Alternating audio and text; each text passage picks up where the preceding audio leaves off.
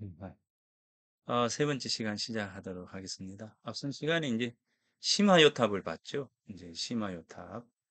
그 선덕 여왕과 지기와의 이 사랑 얘기. 물론 이제 이 사랑이 군왕이 천민에게 주는 사랑에 대한 부분과 천민이 이제 군왕을 사모하는 이 사랑은 약간 격이 다르죠. 예, 다른 결이 달라요. 결이 다른데 어, 아무튼 이제 이 사랑이라고 하는 공통적인 이야기들을 놓고 본다면 이 사랑에 대한 그 이야기입니다. 그 심화 요탑에 나온 이 사랑과 대지도론 소재 설화에 나오는 이 왕역, 즉 공주와 어부의 사랑, 이 부분들은 약간 결이 달리 보여집니다. 이제 그죠? 서로 조금 달라요. 다르고 접근하는 방식도 다르고 이제 그렇습니다. 이제 뭐 이게 그 하나의 같은 비슷한 그 사랑에 대한 소재가 국가와 어떤 종교의 차이에 있어서 이런 어떤 모습을 지니면서 나타나게 되는지, 그거는 이제 뭐, 그 결과론적으로 비교할 뿐이지, 실제 우리가 그 시대를 살아보지 않았기 때문에 잘 알 수가 없는 부분들입니다. 그럼에도 불구하고, 서로 결이 다르다라고 하는 것은 분명한 것이고, 또 하나는 이제 이야기들은, 국가나, 시간이나, 이런 것을 벗어나가지고, 자유로이 이 공유가 된다라고 하는 그런 부분들입니다. 그래서 이제 설화의 유동성이라고 하는 어떤 제목으로 지난 시간에 한번 살펴보았습니다. 이 이야기라고 하는 어떤 부분들이 주는 그런 가치와 의미이겠죠. 그럼 이번 시간에는 이 선순매화라고 하는 이 이야기와 중국의 곽거매화와 관련된 이야기들을 서로 살펴보도록 하겠습니다. 이 선순매화, 자, 이 선순이라고 하는 사람이 이 매아, 아이를 묻었던, 아이를 묻는, 자신의 자식을 묻는 겁니다. 이 손순이라고 하는 사람이 자신의 자식을 묻었다? 우리가 이제 생각할 때 도저히 납득이 되지 않는 그런 이야기가 삼국유사에 전해지고 있습니다. 예, 그래서 예전에 90년대쯤인가요? 그 이어령 그 뭐 교육부 장관 이어령 장관이 삼국유사의 이야기를 가지고 굉장히 그 신랄하게 음, 비판을 한 적이 있습니다. 아주 그 식인종의 이야기처럼 그렇게 이야기를 한 적이 있는데 저는 조금 이야기를 조금 달리 바라볼 필요가 있지 않는가라는 생각을 합니다. 자, 아무튼 그럼에도 불구하고 이 손순매아, 손순이 아이를 묻으려고 했던 것만은 틀림이 없지 않을까라는 생각을 하고요. 그만큼 효행이 뛰어난 인물이 바로 손순이었다. 근데 이 손순이 누구냐면 이 경주 손씨, 경주 손씨 시조라는 거죠. 시조입니다.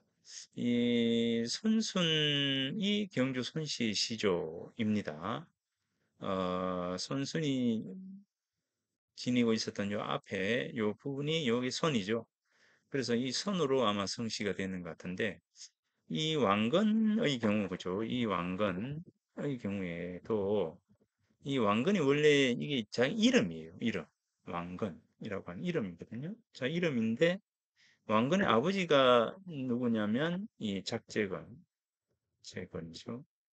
왕건의 그 할아버지가 용건일까요? 이 용건, 작재건 아마 이렇게 되어 있는 것 같은데 그러니까 어찌 보면 이제 거꾸로 놓고 보면 성이 있는 게 아니라 근이 연결이 되는 거, 그죠? 예, 근으로 연결을 하고 있어요. 하고 있으면서 이 고려 태조가 된 이후에 이 왕시로 왕을 성으로 삼습니다. 자, 이 왕이 성으로 되는 이 성이 되는 부분은 이 왕건의 경우에도 이제 자신의 이름 중에 하나를 성으로 삼은 부분입니다. 어찌 보면 이 건씨처럼 건이 돌림자가 되는 거죠. 그죠? 할아버지, 아버지, 아들, 손자 이렇게 해서 조부, 손이 건을 공통적으로 쓰고 있다는 겁니다. 자, 그래서 요 건을 공통적으로 쓰고 있는 조부, 손의 마지막 왕건에게 와서 왕으로 성씨를 삼았다라고 하는 점입니다. 이게 좀 재밌잖아요. 이제 우리나라 성씨에서 고구려는 우리가 고시라고 하는데 실제적으로 이 고시라고 하는 고시를 쓴 것은 장수왕 때 와가지고 이제 고시를 쓰게 되거든요. 이제 그러니까 고구려의 고신왕 알죠? 우리 지난주에 고신왕 때에 누굽니까? 고신왕의 이두 아내에게서 해와 달이 태어나게 되잖아요. 그래서 해가 10개의 해가 태어나고 12개의 달이 태어나죠. 그게 고신앙이에요. 고신앙. 그 고예요. 그 고가 이 고구려로 연결이 되는데, 그래서 이제, 고구려는 이 고시로 성을, 어떤 의미를 이렇게 성을 삼아가는 과정들이 우리가 초기부터 있었다라고 생각이 되지만, 실제 그게 아니라, 고로 정착을 하는, 과정은, 그래서 정착은 장수왕 때 이르러서야 비로소 이제 고시가 등록을 하게 되죠. 이 연개소문이 연시도 바로 연개소문에게서 연시가 비롯이 되고요. 이 부여시의 경우에는 좀 이런 시기에 백제 부여시가 되고 건초고왕 때 이르러서 아무래도 고구려, 백제, 신라 이 세 나라 중에서 외교적인 어떤 부분에서는 백제가 제일 뛰어났던 것 같아요. 그래서 외교 문서를 쓰면서 이 성을 삼게 되는데 부여시로 이제 성을 삼습니다. 그래서 건초고왕 때 와서 부여시로 이제 성을 삼으면서 이제 됩니다.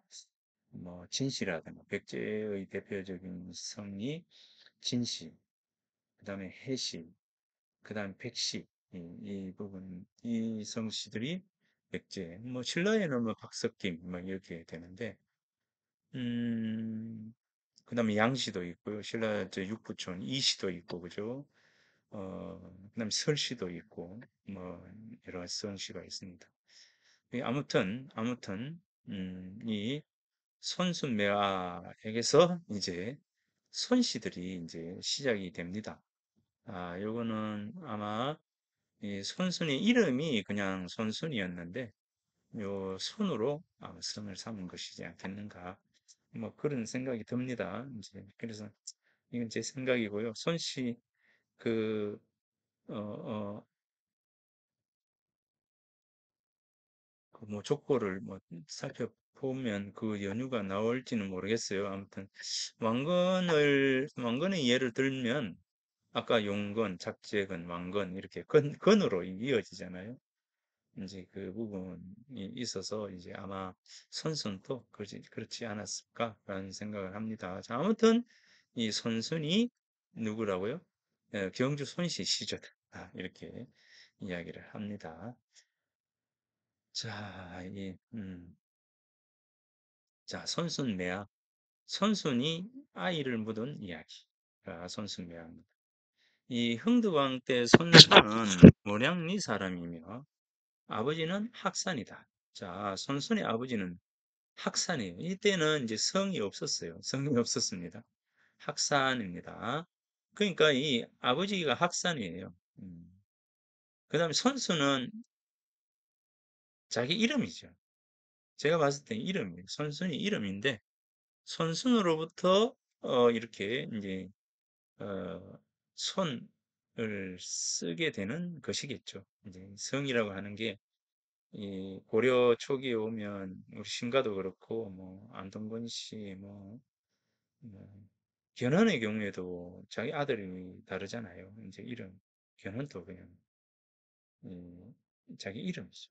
음, 아무튼 이 선순입니다. 성은 굉장히 민감한 부분들이라, 이번에 뭐 제가 이 조선조의 경주로 입향한 성씨에 대해서 한번 발표를 해봤는데, 성씨는 굉장히 그 어려운 부분 중에 하나인 것은 틀림이 없습니다. 어, 자, 선수는 모량리 사람이고 아버지는 학산이에요. 학산, 학산입니다. 어, 아버지가 세상을 떠나자 이 선수는 그의 아내와 함께 남의 집 품팔이로 양식을 얻어 늙은 어머니를 봉양했다. 예, 굉장히 가난하게 이제 살아왔습니다. 어, 어머니의 이름은 은호였다. 자, 어머니의 이름은 은호였다. 자, 그, 우리가 이제 조선 후기에 오면서부터 이 결혼한 여성이 자신의 성만 있고 이름을 잃게 되죠. 뭐, 안동김 씨, 어머니인 안동김 씨에게서 뭐, 포원 정몽주는 어머니인 영천 이 씨에게서 태어나고, 뭐, 이렇게, 어, 자신의 이름이 없고, 이제 그 본관과 성만 존재하는 이제 부분인데, 요 신라 때, 고려 때는 자신의 이름이 있었어요. 성이 없는데 자신의 이름이 있었죠. 이게 이런 부분들은 뭡니까? 이 고구려가 그, 대릴사위제를 했죠. 대릴사위제. 대릴사위제. 그러니까 남자가 장가를 가는 거죠. 그죠? 그래서 서방이라고 하는 개념도 이 고구려 때부터 서쪽 방에 대릴사위, 이 사위를 데리고 와가지고 머물도록 해서 이제 그것이 서방입니다. 그래서 서방님이 이제 서방이 되는데 이 부분은 이제 모계사회 중심이 되죠. 이 모계사회라고 하는 것은 자, 그 삼국시대까지만 해도 음, 그 남성이 전쟁터에 나가서 죽게 됩니다. 많이 죽죠. 예, 죽게 되죠. 그러면 어떻게 되겠습니까? 나의 재산을 유지하는 방법이 뭡니까? 결국 이제 여성은 그런 어떤 죽음이 덜 하잖아요. 그러니까 여성을 중심으로 해서 이 가문이 이어진다는 거죠. 남자는 잘 죽기 때문에. 뭐 걸핏하면 전쟁터에 나가서 목숨을 잃고 오니까 남자에게서 준다면 어떻게 되겠어요? 이 재산이 쉽게 없어져 버리죠. 그 유풍이 언제까지? 조선조 중기에까지 이르르는 거죠. 그거는 분명합니다. 이제 그래서 우암송시열이라든지 뭐 여기 가까이에 있는 해제 이연적이든지 포원 정몽주이든지 뭐 이런 어떤 분들은 이런 분들이 전부 외가에서 다 태어났잖아요. 이 부분들은 서해 유성룡 뭐 뭐 하다못해 청천 신유한 선생님 뭐 모든 분들이 다 거의 모든 분들이죠. 예, 다 처가에서 외가에서 태어나요. 외가에서. 이 외가라고 하는 것은 결국 이제 그런 부분들입니다. 그러니까 결혼의 유습이 바뀌게 되는 17세기에 이르러서부터 실제 남성 중심의 사회로 들어가는 것이죠. 여성이 종속적이 되는 것이고요. 어, 그전에는 재산 분할도 여성과 남성이 공이 똑같아요. 이제 예, 아무튼 뭐 여러 가지 그런 부분들이 있습니다. 뭐 이야기가 어, 잠깐 옆으로 새버렸는데 가만히 생각해 보세요. 그러면서 이제 임난 이후에 그 여흔 장한강 선생이 이런 이야기를 해요. 재산을 아들에게 쭉 나눠주고 나니 전쟁을 마치고 난 뒤에 재산이 다 없어져 버렸다는 거죠. 그런 질문을 던져요, 실제. 문제에 보면. 재산을 잘 유지하는 방법이 뭡니까? 예, 결국은 모계, 여성을 중심으로 하게 되면 절대로 재산이 안 없어져요. 얘는 항상 그 자리에 있거든요. 여성은. 그러니까 어찌 보면 어, 이게 재밌는 이야기 중에 하나이죠. 자, 손순에게는 어린 아이가 있었는데 언제나 어머니의 음식을 빼앗아 먹었다. 이를 민망히 여긴 손순이 그의 아내에게 말했다. 아이는 다시 얻을 수가 있으나 어머니는 다시 구할 수 없어. 그런데 아이가 어머니의 음식을 빼앗아 먹기 때문에 어머님이 얼마나 배고파 하시겠습니까? 하니 이 아이를 떠서 어머니를 배부르게 해드려야겠어. 자, 이렇게 합니다. 그러고는 아이를 얻고 취산, 예, 모량리죠. 취산, 북쪽 들판에 가서 땅을 파는데 난데없이 매우 이상한 석종을 얻었다. 자, 하는데 한대 땅 소리가 나는 거죠. 그래서 이제 봐보니까 종이 있더라는 거예요. 석종을 얻었다. 그들 부부는 놀라고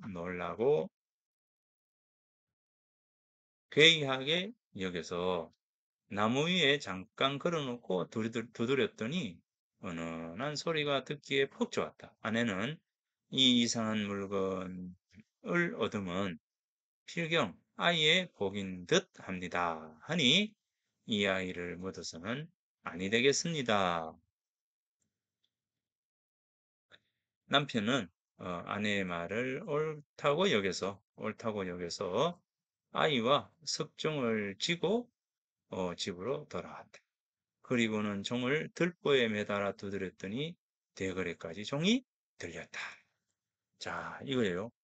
그러고 난 뒤에 이제 이 종소리를 들은 임금님이 신하를 시켜가지고 어떻게 하느냐 하면 이 종소리가 나는 곳에 가봐라 이렇게 됐어요.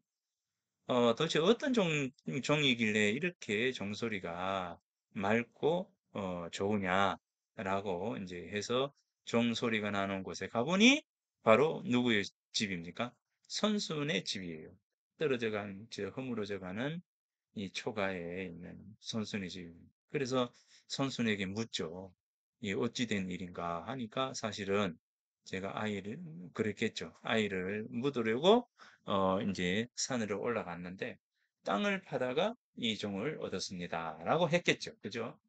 그래서 이 소식을 들은 임금님이 이 출천지효, 하늘이 낸 효자다라고 해서 어, 곡식과 집과 금은보화를 이제 주었다. 라고 하는 겁니다. 그래서 이제 선순이 배부르게 잘 먹고 잘 수 있다. 이 이야기입니다. 이게 이 선순매화예요. 선순매화. 선순이 아이를 묻은 이야기, 선순매화 이야기입니다. 자, 이 이야기, 이 선순, 경주 손씨의 시조인 이 손순, 의 그 이야기가 바로 이렇게 이제 연결이 됩니다. 자, 그러면 이제 중국의 夸꺼매아를 한번 보도록 하겠습니다. 이 夸꺼매아는 중국의 이제 24효 가운데 24개의 효, 이제 24개의 효입니다. 24가지의 효입니다.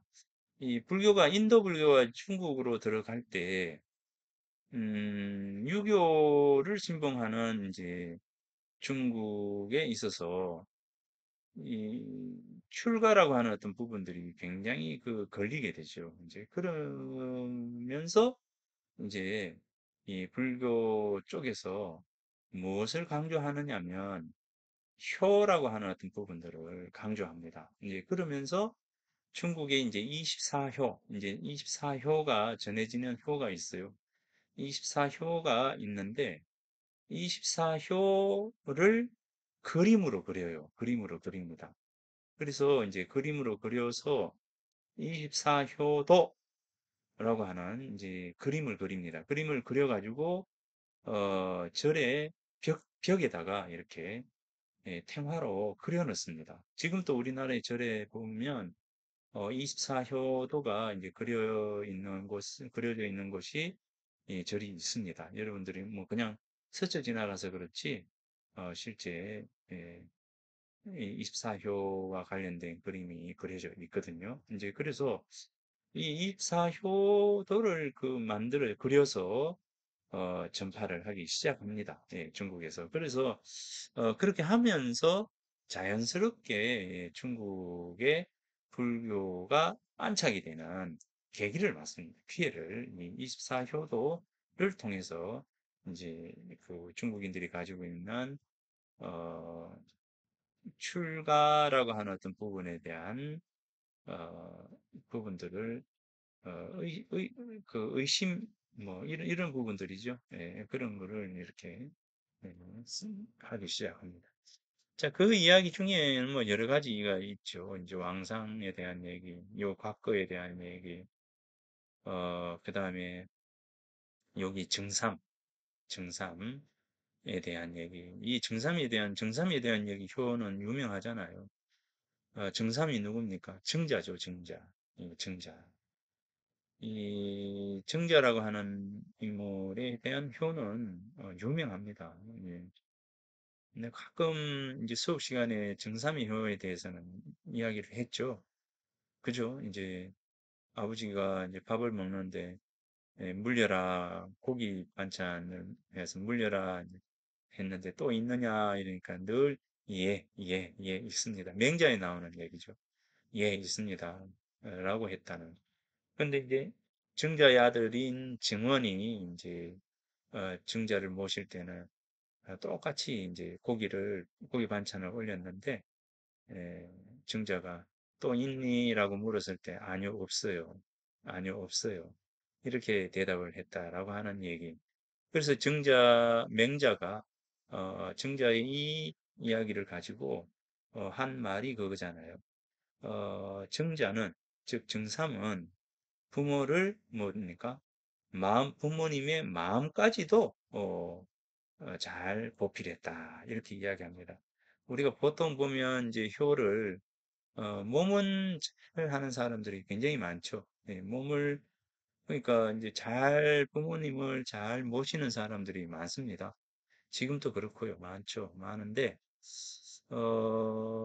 지금 이제 부모의 마음까지도 잘 헤아리고 살펴서 어, 이제 모시는 그런 것이 진짜 효다라고 하는 말을 맹자는 하는 것이죠. 예, 그래서 아무튼 증삼에 대한 얘기입니다. 증삼에 대한 얘기는 워낙 유명했어요.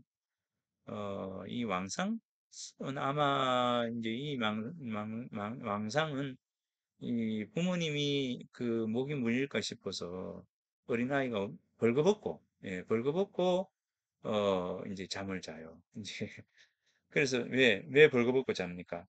부모님에게 모기가 가지 말고 나에게 모기가 오라고 벌거벗고 잠을 자는 이제 이런 모습들이 있습니다. 그러니까 이런 얘기들이 입사효 속에 담겨 있는 것입니다. 여기 민자근이라고 하는 사람 한번 읽어볼까요? 옛날 중국의 민자근이라고 하는 사람, 공자의 제자입니다. 그는 어릴 때 어머니를 모시고 계모 밑에서 자라게 되었습니다. 계모는 건의 집에 들어온 뒤 두 아이를 낳아서 건에게는 두 명의 동생이 생겼습니다. 그런데 계모는 자기가 낳은 아이들만 귀여워하고 전실소생인 건은 천대하였습니다. 추운 겨울에 건의 동생들에게 두툼한 속옷을 입히면서 건에게는 갈대의 이삭에 붙은 털을 넣어서 만든 옷을 입혔습니다. 얇고 보잘것없는 옷을 입은 건은 추위에 오들오들 떨며 겨울을 지내야 했습니다. 그러나 마음씨 착한 건은 불평 한마디 하지 않고 묵묵히 견뎠습니다. 어느 날 건의 아버지가 이 사실을 알고 크게 노하여 계모를 쫓아내려 하였습니다. 그러자 건이 나서서 아버지를 극구 만류하였습니다. 어머니는 결코 나쁜 사람이 아니며 그동안 자신을 매우 따뜻하게 돌봐주었다고 계모를 변호해 주었습니다. 그네의 말을 들은 아버지는 그네의 착한 마음씨에 탐복해서 계모를 용서하였습니다. 계모도 그네의 착하고 깊은 생각에 감동하여 자신의 잘못을 빌고 그 후부터는 동생과 다름없이 그를 사랑하였습니다. 그는 중국 24효 중에 한 사람입니다. 자, 이 이야기 있죠. 순임금의 부모에 대한 이야기도 그렇고요. 그죠?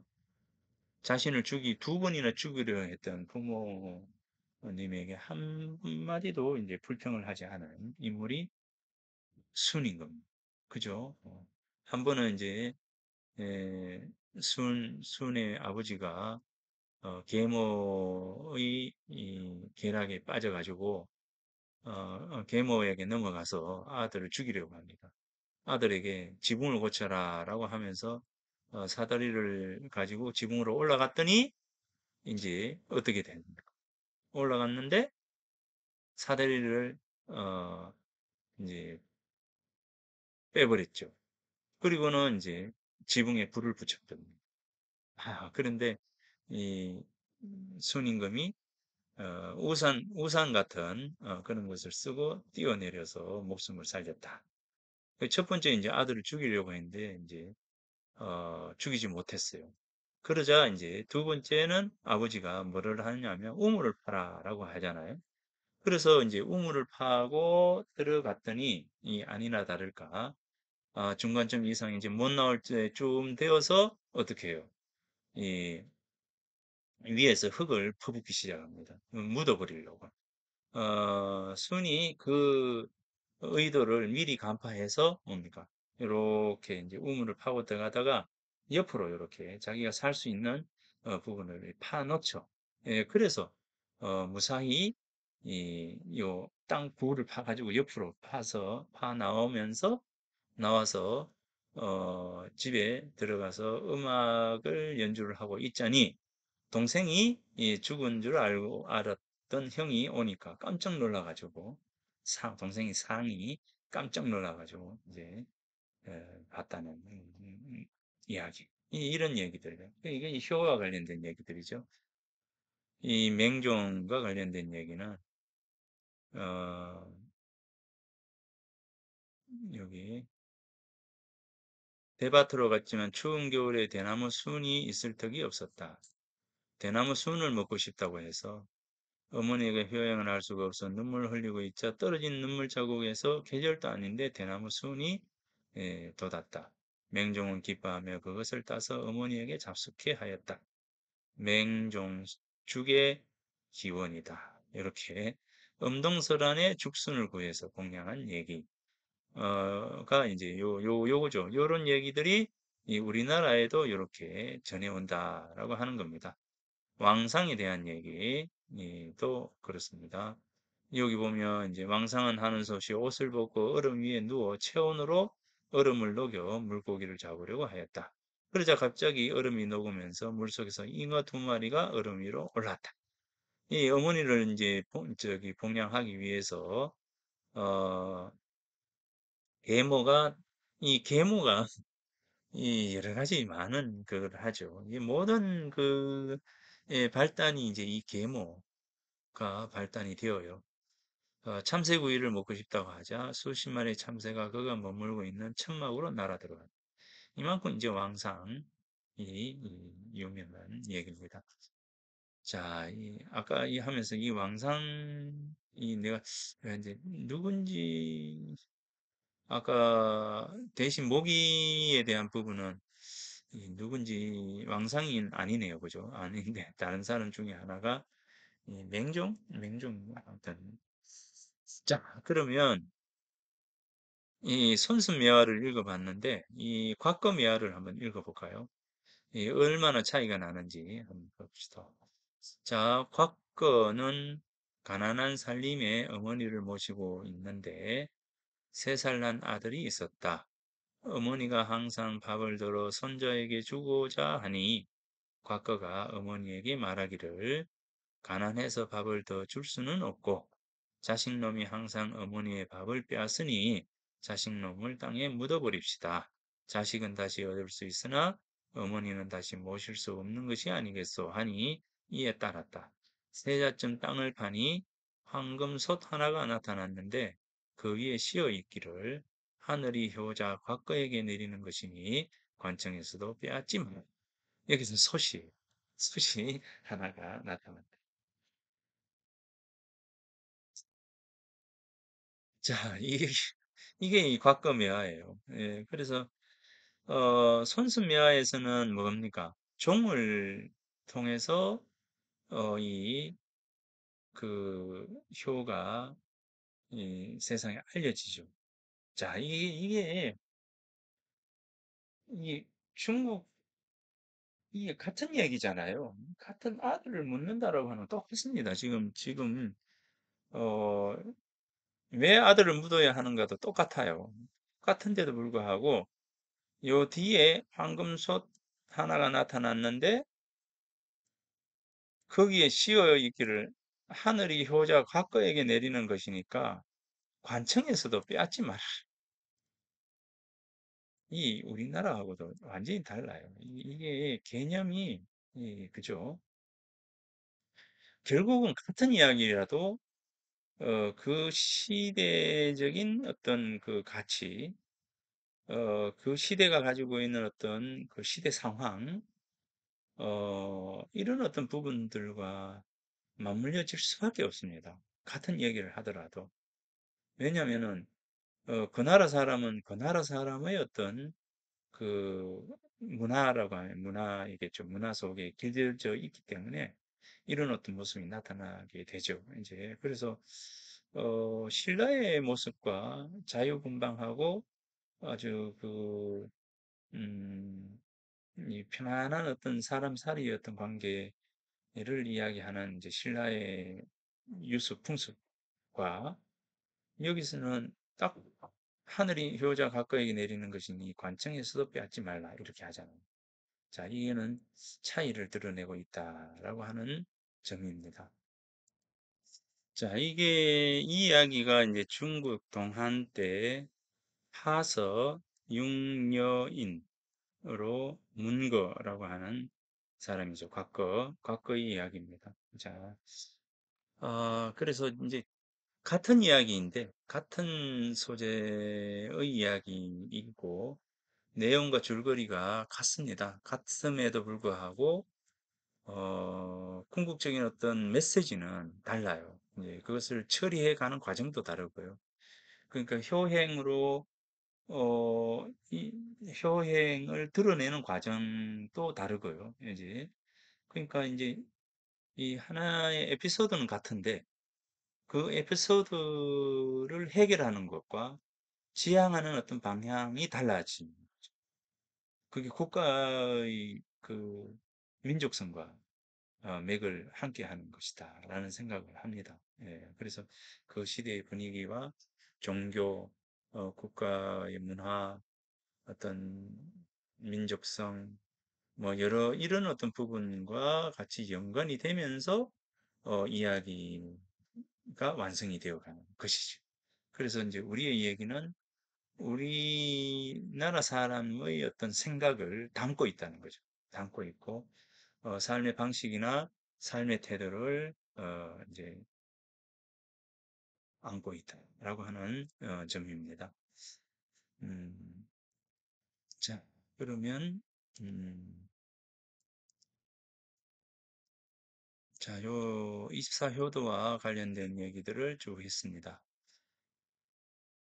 자, 그 다음에 이 사랑을 주제로 한 슬화가 있는데,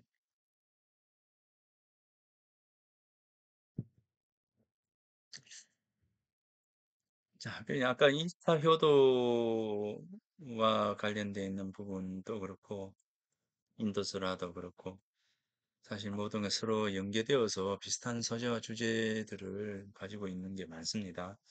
이 많은데, 그래서 뭐 이야기들은 서로 이제 관련 지어지고, 서로 연관되어지고, 그 이야기의 과정 속에서, 이야기하는 사람, 즉, 화자의 생각이 그 속에 녹아 들어가 있게 된다.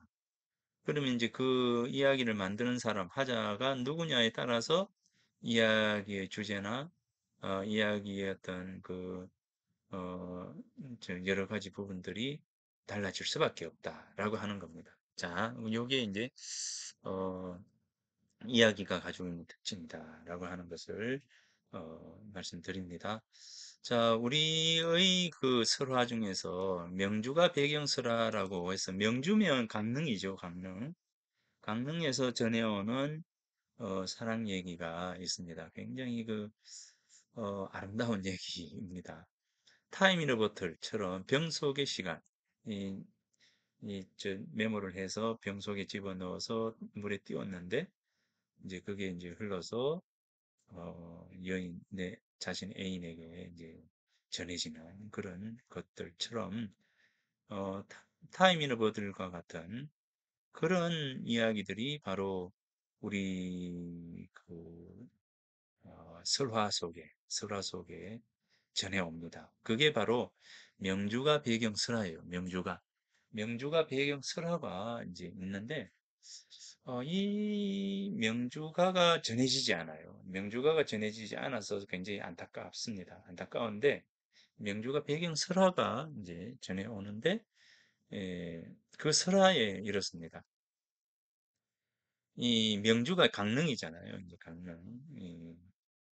그 개, 개경, 개성에 살고 있는 어, 이 선비가 사람이 강원도에 와 있었어요. 이제 강원도에 있었는데 이 강원도에서 아주 이제 부잣집 여인을 이제 사랑하게 되었어요.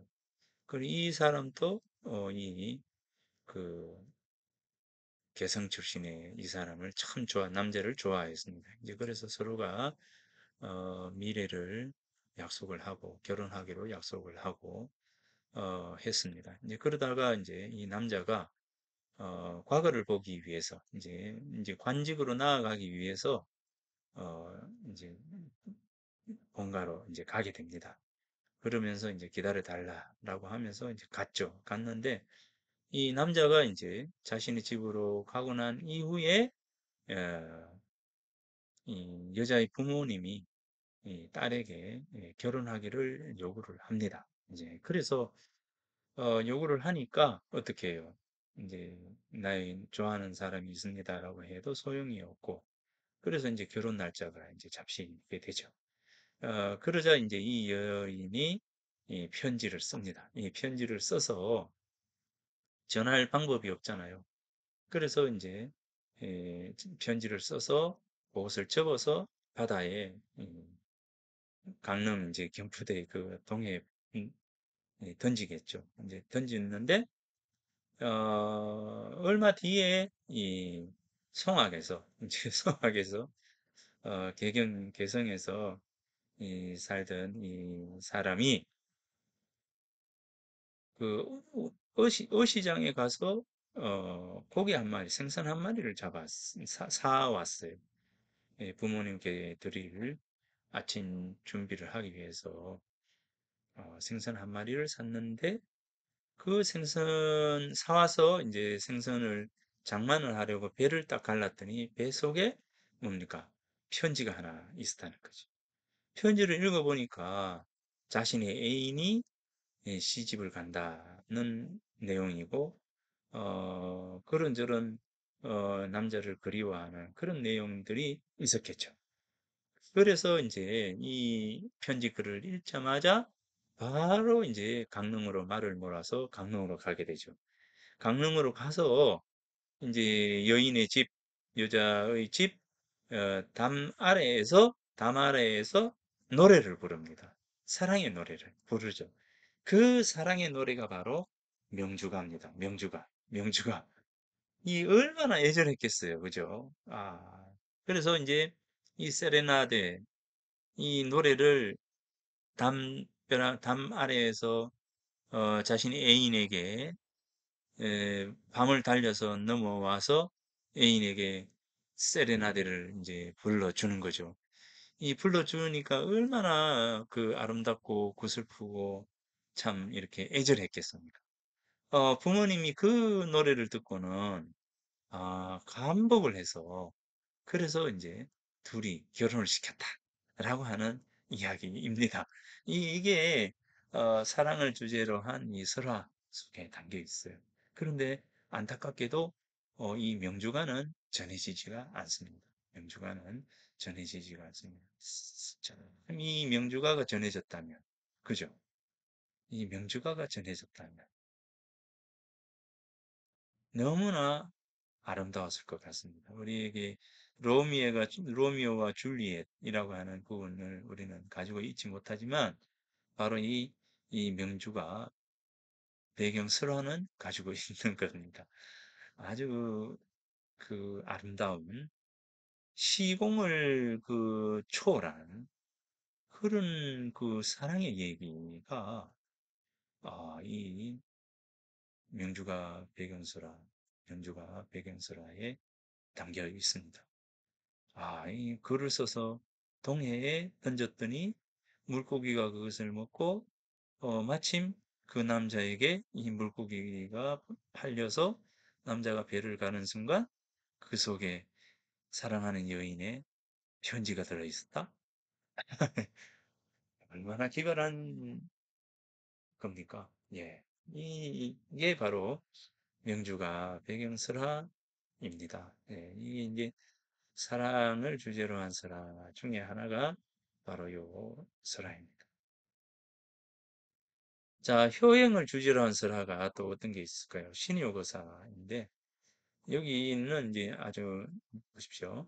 절에 전해오는 고기를 살펴보면 옛 기록이죠. 고기를 살펴보면 자장법사가 처음 오대산에 이르러 부처의 진신을 보려고 산기슭에 움집을 짓고 머물면서 7일이 되어도 나타나지 않았다.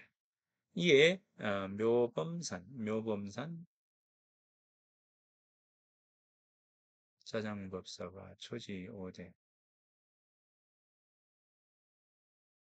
그리고 묘범산 맞네요. 묘범산에 이르러서 정암사를 창간했다.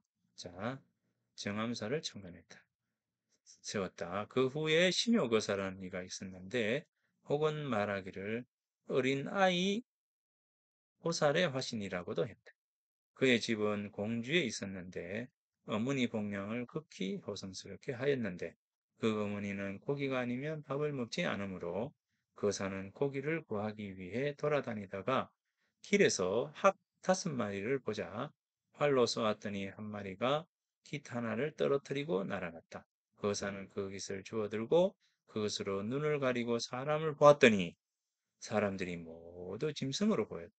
그래서 고기를 얻지 못하고 자신의 넓적다리에 살을 베어서 어머니께 드렸다. 그 후 그는 중이 되었는데 자기 집을 내놓아 절을 만들었으니 그 지금의 효가 원이다. 이렇게 해서 신효 거사와 관련된 이야기가 전해집니다. 자, 이 향덕 사지. 자, 이 향덕 사지라고 하는 사람이 자신의 다리살을 베어서 번영한 얘기.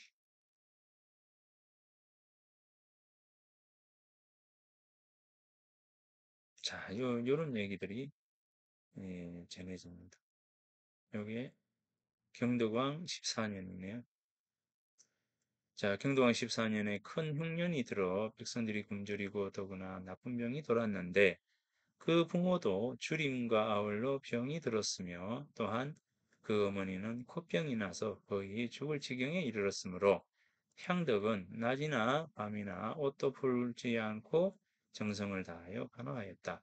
그러나 잘 봉양할 수 없었으므로 곧 넓적다리 살을 베어내어 이를 먹이고 또 그 어머니의 코를 입으로 빨아 드디어는 병이 고쳐져 편안하게 되었다. 자, 이 효행설합니다. 자, 그러면 여기까지 해서 설화에 대해서 마치도록 하겠습니다. 다음 주에는 향가에 대해서 살펴보도록 하겠습니다. 신라의 노래 향가 어, 편입니다. 자, 다음 주에 만나도록 하겠습니다. 수고했습니다.